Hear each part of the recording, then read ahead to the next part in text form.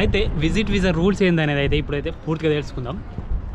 అయితే మనకి ఏమేమి పేపర్లు కావాలనేది అయితే ఇదొకటి. వీసాలల్లో రకాలు ఎన్ని అంటే ఇది బాగుంది, 3 రకాలు. ఈ 3 రకాలల్లో ఎట్లా అంటే ఇటు వచ్చేటప్పుడు అయితే డబ్బులు అయితే కంపల్సరీ ఉండాలన్నట. అది ఎట్లా అంటే అయితే కొందరు అంటారంటే ఏమంటారంటే నన్ను ఎవరు ఏం అడగలేరు, నేను మంచిగా వచ్చినా ఫ్రీగా ఏది కాలేదు, ఇదంతా డమ్మీ అది ఇది అంటారు. కానీ ఖచ్చితంగా రూల్స్ పెట్టిరు. అది ఒకవేళ 10% రిజెక్ట్ అవుతుండే, ఇప్పుడు చాలా వరకు అయితే ఒక 30% అయితే రిజెక్ట్ చేస్తారు ఇవన్నీ పేపర్లు పెట్టకపోతే.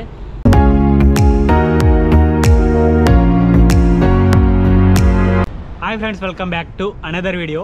నేనైతే ఈరోజు ఒక మంచి వీడియో పట్టుకొచ్చాను మీకోసం. ఏం వీడియో అనేది మీరు థంబ్నెయిల్ చూసిరు కదా.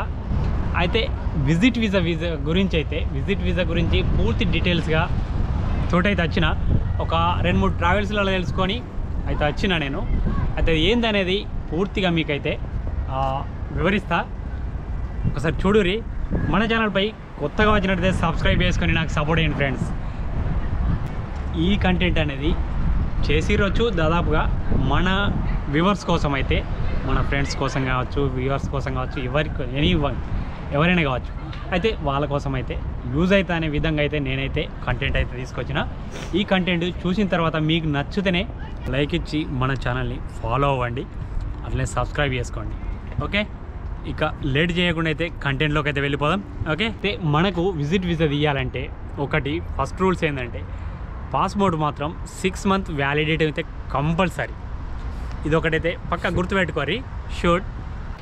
అయితే విజిట్ వీసా రూల్స్ ఏందనేది అయితే ఇప్పుడైతే పూర్తిగా తెలుసుకుందాం. విజిట్ వీసా రూల్స్ ఏంటంటే మనము ఆన్లైన్లో తీసుకోవచ్చు, ట్రావెల్స్లలో తీసుకోవచ్చు, దుబాయ్ ట్రావెల్స్లలో తీసుకోవచ్చు, ఇంటికాడ ట్రావెల్స్లలో తీసుకోవచ్చు, ఎక్కడైనా తీసుకోవచ్చు. కాకపోతే ఇప్పుడు హోటల్ బుకింగ్ మాత్రం కంపల్సరీ చేసిర్రు. హోటల్ బుకింగ్ విజిట్ వీసా వాళ్ళకు. అయితే విజిట్లా వీసా తీసుకుంటారు కదా, ఇప్పుడు రెసిడెన్సీ వాళ్ళు ఉన్న వాళ్ళు బుక్ చేస్తే ఏం కాదు, వాళ్ళది రెసిడెన్సీ వాళ్ళ పేపర్ పెట్టి ఇచ్చేస్తారు. మనకి ఎవరైనా తెలిసి ఉంటే వాళ్ళు గిట్ట మనకు పేపర్ ఇస్తే మనం కూడా దాన్ని అప్లై చేసుకోవచ్చు. ఇది రెండోది. ఇంకొకటి ఏంటంటే మనకు తెలిసిన వాళ్ళు ఉంటారు చూడండి, అది తీసుకొని మనం చేసుకొని అప్లై చేసుకొని వీసా వెళ్తే రావచ్చు అట్లా. లేదంటే హోటల్ బుకింగ్ అయితే కంపల్సరీ చేసుకునుడే తప్పది. ఇది రెండోది. మనము సొంతంగా గిట అప్లై చేసుకోవాలంటే గూగుల్లోకి పోయి విజిట్ వీసా అని సెర్చ్ చేస్తే మనకు వస్తుంది. అందులో వచ్చినప్పుడు దాన్ని ఆ పోర్టల్లోకి పోయి ఏంది రూల్స్ అనేది అన్ని చూసుకోవచ్చు. ఒకవేళ మనకు తెలియదు, అందులో ఆన్లైన్లో చూసుడు తెలియదు, ఏది తెలియదు అని అనుకున్నట్టయితే మనము ట్రావెల్స్లోకి పోవాలి. ట్రావెల్స్లోకి పోతే మనకు తెలిసిన ట్రావెల్స్లో అయితే చాలా ఉంటాయి. ఒకవేళ మీకు గిట కావాలంటే నెంబర్ ఇవ్వరి, వాళ్ళదన్నా ఇంటికాడదైనా కానీ ఇక్కడదైనా కానీ అంటే మీరు ఎవరైనా కామెంట్ చేస్తే మాత్రం నేనైతే నెంబర్ అయితే ఇస్తా. దానికైతే నో ప్రాబ్లం. టికెట్ బుక్ చేసుకోవాలన్నా ఎవరైనా కానీ మనకు తెలిసిన ట్రావెల్స్లు ఉన్నాయి, అవి కావాలంటే నేను నెంబర్ ఇస్తాను. ఇంకొకటి ఆన్లైన్ ఒక ప్రాసెస్, ఇదొక ప్రాసెస్. అయితే మనకి ఏమేమి పేపర్లు కావాలనేది అయితే ఇదొకటి రూల్స్. ఎట్లా అంటే ఒకటి హోటల్ బుకింగ్ పేపర్ ఖచ్చితంగా కావాలా. అండ్ హోటల్ కాకపోతే మనకు తెలిసిన ఫ్రెండ్స్ ఎవరైనా ఉంటే వాళ్ళు మనకిట్ట ఇస్తే పేపరు అట్లా రెసిడెన్సీ వాళ్ళది. అయితే రెసిడెన్సీ వాళ్ళు ఎవరైనా ఇస్తే మనకు అట్లా లేదు, మాకు తెలిసిన ఫ్రెండ్స్ ఉన్నారు బ్యాచిలరు అంటే మా టైపు మాకు తెలిసిన వాళ్ళు ఉన్నారు అని ఇట్లా అనడము కరెక్ట్ కాదు. మేము ఉండే రూమ్స్లల్లో వాళ్ళు ఇవ్వరాదు ఆ పేపర్లు, అవి చేయరాదు.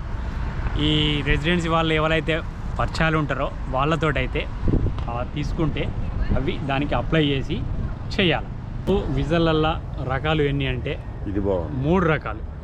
ఈ 3 రకాలల్లో ఎట్లా అంటే ఒకటి 14 days, ఒకటి 1 month 30 రోజులు, తర్వాత 60 రోజులు. ఇంతకుముందు అయితే 90 days అయితే లేదు, 90 days బంద్ చేసిర్రు.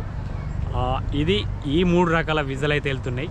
విజిట్ వచ్చి ఎవరైనా జాబ్ లేనుకొని జాబ్ దొరికిన తర్వాత కంపెనీ వాళ్ళే చూసుకుంటారు. మొత్తం కంపెనీ వాళ్ళు చూసుకొని వీసా అయితే కొడతారు. ఒకవేళ మనకు దొరకలేదు, 60 రోజుల విజిట్లు వచ్చినాం, మళ్ళీ మనకు వీసా ఎక్స్టెండ్ చేసుకోవాలనుకుంటే 60 రోజులు ఇస్తలేరు, ఇప్పుడు 30 రోజులు ఇస్తారు. ఇది ఇంతకుముందు ఎట్లుంటుండే అంటే 90 రోజులకు మనము మళ్ళీ రిన్యూవల్ చేసుకుంటే ఒక 90 రోజులు ఉంటుండే, 2 నెలల దానికి 2 నెలలు ఇస్తుండే. ఇప్పుడు అట్లా లేదు, 1 నెల అవుతుంది. ఒక నెల అయిన తర్వాత మళ్ళా దాన్ని ప్రాసెస్ నెక్స్ట్ మళ్ళీ నెల ఇట్లా 2 సార్లు అవుతుంది. దాని తర్వాత అయితే వెళ్ళడమే, ఇక్కడ ఉండరాదు. తర్వాత ఇంకొకటి, మనము ఇటు వచ్చేటప్పుడైతే డబ్బులు అయితే కంపల్సరీ ఉండాలన్నట. అది ఎట్లా అంటే 3000 దరమ్స్ ఉండాలి. 3000 దరమ్స్ అయితే కంపల్సరీ. అది ఒక 30 రోజులకు.